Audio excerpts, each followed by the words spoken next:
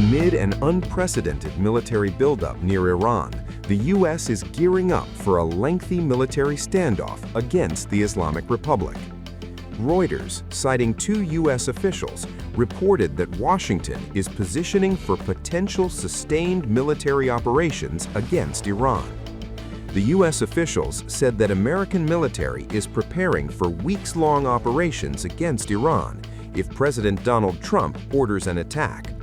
The potential U.S. and Iran war is feared to become a far more serious conflict this time than previously seen between the countries. It comes as U.S. dispatched second aircraft carrier to the Middle East. USS Gerald R. Ford, world's largest aircraft carrier, is on its way to the highly volatile region. The warship's deployment also adds thousands more troops along with fighter aircraft, guided missile destroyers, and other firepower capable of waging attacks and defending against them. U.S. officials said on Friday the Pentagon was sending an additional aircraft carrier to the Middle East, adding thousands more troops along with fighter aircraft, guided missile destroyers, and other firepower capable of waging attacks and defending against them. Not diving much deeper into the specifics, the U.S. officials said that planning underway is more complex this time. In a sustained campaign, the U.S. military could hit Iranian state and security facilities, not just nuclear infrastructure. On the preparations for a potentially sustained U.S. military operation, the White House spokesperson Anna Kelly told Reuters that President Trump has all options on the table with regard to Iran. He listens to a variety of perspectives on any given issue, but makes the final decision based on what is best for our country and national security. Trump, speaking to U.S. troops on Friday at a base in North Carolina, said it had been difficult to make a deal with Iran. He said, "Sometimes you have to have fear. That's the only thing that really will get the situation taken care of." Most importantly, we are feared by the enemies all over the globe. They fear us. And, I don't like to say fear, but sometimes you have to have fear because that's the only thing that really will get the situation taken care of. We have a situation right now where we sent a very big carrier group to Iran. I'd love to see if we could make a deal. They've been difficult to make a deal. I thought we would have had a deal last time. They wish they did, and that's where we did Midnight Hammer. But with the restored strength and the tremendous power that we've now built up over the last number of years, even though there was an interlude with Biden, who is the worst president in the history of our country. But the interlude, fortunately, was ended quickly, and we started the process again and built upon what we had already done the first 4 years. But we're also bringing peace all over the world. I ended 8 wars in just 10 months. 8 wars are ended, and we have a couple of more to go. But Iran won't stop either. The same U.S. official said Washington fully expected Iran to retaliate, leading to back-and-forth strikes and reprisals over a period of time. Iran's Revolutionary Guards have already warned that in case of strikes on Iranian territory, they could retaliate against any U.S. military base in the region.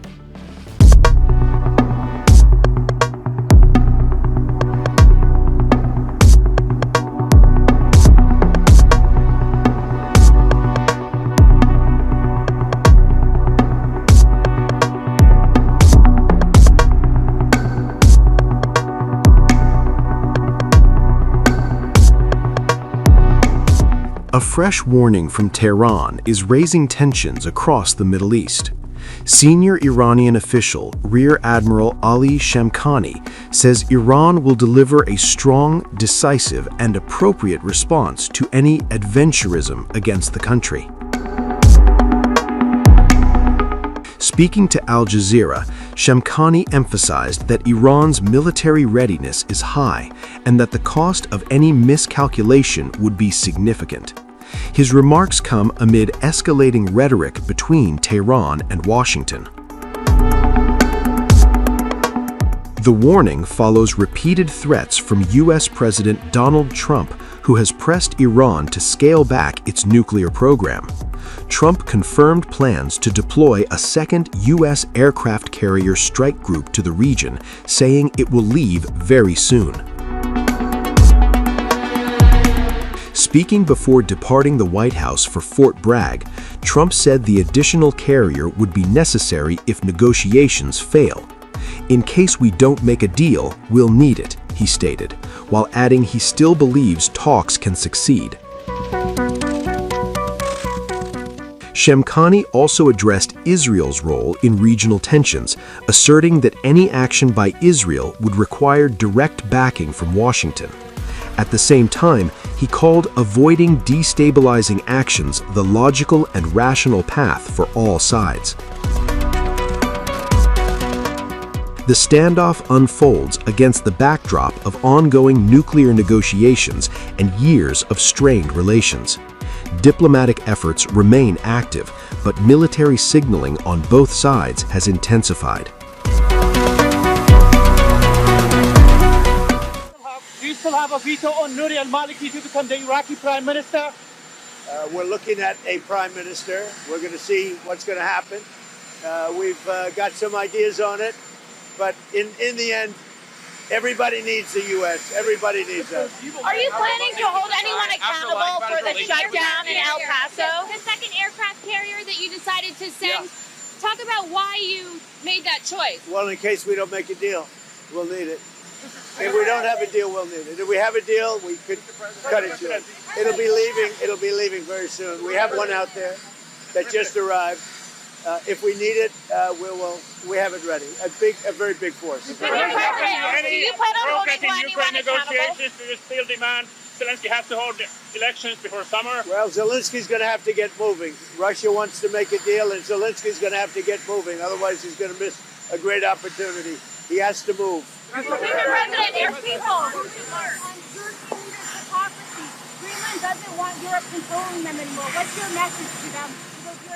Well, I think Greenland's going to want us, but we get along very well with Europe. We'll see how it all works out. We're negotiating right now for Greenland. President, do you think Sean Duffy should be held accountable? Well, I have a great relationship with them. If it wasn't for me, they'd be paying 2% and not paying. Instead, they're paying 5% and they're paying. We have a very good relationship with NATO. How confident are you that our negotiations with Iran will be successful? I think they'll be successful, and if they're not, it's going to be a bad day for Iran. Very bad.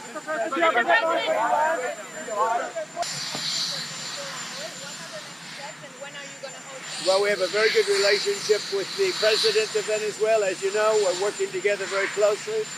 We have our big oil companies going in. They're going to be taking out the oil and selling the oil for a lot of money, and Venezuela is going to get a big part of that money.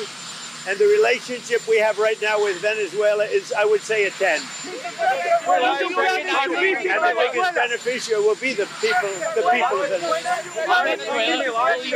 On Venezuela, will you be recognizing Delcy Rodriguez's government as the official government of Venezuela? Well, right now we have done that. We're dealing with them, and really, right now they've done a great job.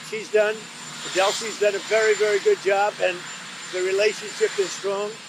The oil is coming out, and a lot of money is being paid for oil by other nations, and we're taking care of it. We're refining it, and we're the only one that has the capability to refine it. Right now, the relationship with Venezuela is as good as it could possibly be. When are you planning to visit Venezuela, sir? I'm going to make a visit to Venezuela. Wait. We haven't decided. Are you from Venezuela? From Colombia, sir. We share a border with Venezuela. We just had a good meeting with you. With the president of Colombia, President, on the Munich Security Conference, what is your message? I think the only message is we have a great relationship with NATO. We're a very powerful part of NATO. The people that are the heads of the countries, the various countries that we're talking about, they're all friends of mine. Following your meeting with Prime Minister Netanyahu yesterday, has your thinking changed at all as it relates to these negotiations with Iran or the timeline with Iran? We have to make a deal, otherwise it's going to be very traumatic. Very traumatic. I don't want that to happen, but we have to make a deal. They should have made a deal the first time, and they got Midnight Hammer instead. And this will be very traumatic for Iran if they don't make a deal. Look, if they don't make a deal, then it'll be a different story. But we had a very good meeting yesterday with Bibi Netanyahu, and he understands, but it's ultimately up to me. If the deal isn't a very fair deal and a very good deal with Iran, then it's going to be, I think, a very difficult time for them in the back. I guess over the next month, something like that. Yeah, shouldn't take, I mean, it should happen quickly. They should agree very quickly. Yeah. Mr. President, please. Why does Prime Minister Netanyahu want you to stop negotiating with Iran?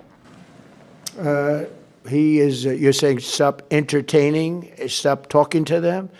Didn't say that, we didn't discuss that. I'll talk to them as long as I like, and we'll see if we can get a deal with them. And if we can't, we'll have to go to phase two. Phase two will be very tough for them. I'm not looking for that.